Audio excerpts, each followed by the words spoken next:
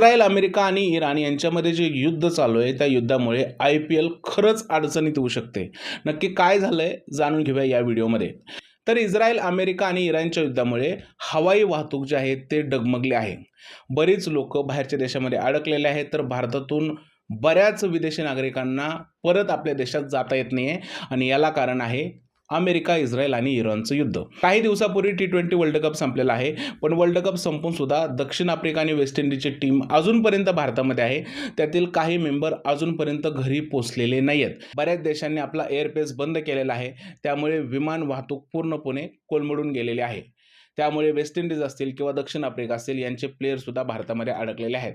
IPL वरती काय संकट येऊ शकतं, तर बरेच परदेशातील खेळाडू भारतामध्ये IPL खेळायला येत असतात आणि यांना भारतामध्ये पोहोचण्यासाठी अडचणी येऊ शकतात. कारण बऱ्याच देशांचे एअरपेस बंद आहेत आणि त्यामुळे खेळाडूंना भारतामध्ये पोहोचणं कठीण होऊ शकतं आणि याचा परिणाम सरळ-सरळ IPL वरती होऊ शकतो.